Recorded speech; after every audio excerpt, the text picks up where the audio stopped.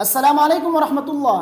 حدیث میں ہر فرض نماز کے بعد آیت الکرسی پڑھنے کی بہت بڑی فضیلت ثابت ہے۔ نبی کریم صلی اللہ علیہ وسلم نے فرمایا کہ جو شخص ہر فرض نماز کے بعد آیت الکرسی پڑھتا ہے وہ مرتے ہی جنت میں داخل ہو جاتا ہے۔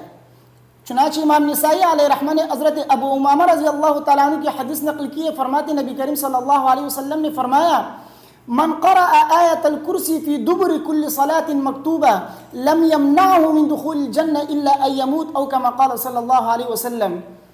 فرماتے نبی کریم صلی اللہ علیہ وسلم نے فرمایا جو شخص آیت الکرسی ہر فرض نماز کے بعد پڑھ لے اس کو جنت میں داخل ہونے سے کوئی چیز نہیں روک سکتی سوائے موت کے، یعنی جب تک زندہ ہے وہ جنت میں نہیں جا سکتا، جیسے ہی مرے گا وہ جنت میں چلا جائے گا، مرتے ہی بندہ جنت میں چلا جاتا ہے آیت الکرسی کی برکت سے۔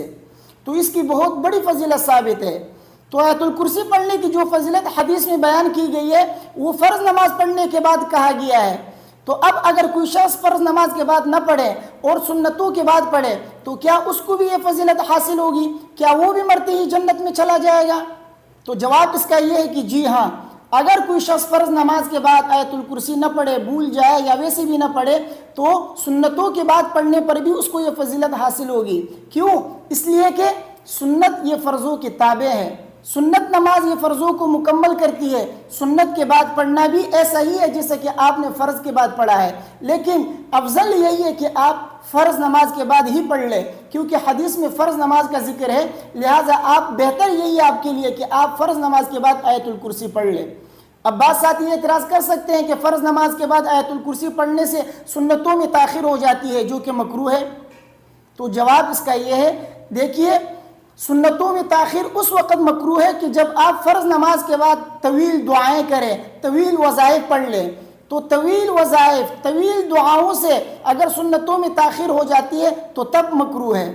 اگر ویسے چھوٹی موٹی دعائیں آپ پڑھ لیتے ہیں یا چھوٹی وظائف آپ پڑھ لیتے ہیں جس سے تاخیر ہو جاتی ہے تو وہ مکروہ نہیں ہے، کیونکہ نبی کریم صلی اللہ علیہ وسلم سے فرض نمازوں کے بعد مختلف دعائیں اور مختلف اذکار پڑھنا ثابت ہے، جن میں سے بعض مختصر ہوا کرتی تھی اور بعض طویل ہوتی تھی۔ مثلا یہ کہ ایک حدیث میں یہ بیان کیا گیا کہ نبی کریم صلی اللہ علیہ وسلم ہر فرض نماز کے بعد 3 مرتبہ استغفار پڑھتے تھے اور پھر یہ دعا پڑھتے تھے، اللہم انت السلام و منک السلام تبارکت یا ذا الجلال والاکرام۔ اور اسی طرح بخاری شریف کی ایک روایت میں کہ نبی کریم صلی اللہ علیہ وسلم ہر فرض نماز کے بعد یہ دعا پڑھتے تھے، لا الہ الا اللہ وحدہ لا شریک لہ لہ الملک ولہ الحمد وہو علی کل شیء قدیر، اللہم لا مانع لما اعطیت ولا معطی لما منعت ولا ينفع ذا الجد منک الجد۔ تو اس طرح کی دعائیں نبی کریم صلی اللہ علیہ وسلم سے منقول ہے۔ تو آپ فرض نماز کے بعد کوئی بھی دعا ان میں سے آپ پڑھ سکتے ہیں اور سارے بھی آپ پڑھ سکتے ہیں۔ تو مختلف دعائیں اور مختلف اذکار نبی کریم صلی اللہ علیہ وسلم سے ثابت ہے فرض نمازوں کے بعد، جن میں سے بعض مختصر ہوتی تھی اور بعض طویل ہوا کرتی تھی، اور آیت الکرسی کا پڑھنا یہ طویل دعاؤں میں شامل نہیں ہے، لہٰذا آپ فرض نماز کے بعد آیت الکرسی پڑھ لیا کریں۔ فتاوی شامی کے اندر علامہ شامی علیہ رحمہ نے یہ فرمایا ہے کہ مستحب یہ ہے کہ فرض نماز کے بعد 3 مرتبہ استغفار پڑھ لیں، اس کے بعد آپ آیت الکرسی پڑھ لیں اور پھر اس کے بعد آپ معوذتین پڑھ لیں، یعنی سورہ اخلاص، سورہ الفلق اور سورۃ الناس، اور 33 مرتبہ سبحان اللہ اور 33 مرتبہ الحمدللہ، اور اس کے بعد 34 مرتبہ اللہ اکبر پڑھ لیں اور اس کے بعد دعا کریں اور ختم کر لیں۔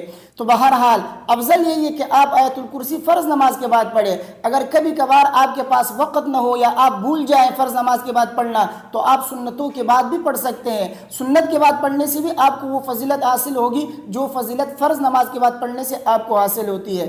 تو مجھے امید ہے کہ میری باتیں آپ کے سمجھ میں آ گئی ہوں گی۔ ویڈیو کو اپنے دوستوں کے ساتھ لازمی شیئر کیجئے، مجھے اپنے دعاؤں میں یاد رکھیے۔ اگر کوئی سوال آپ کے ذہن میں تو آپ پوچھ سکتے ہیں، انشاءاللہ اس کا جواب میں آپ کو دے دوں گا۔ السلام علیکم ورحمۃ اللہ۔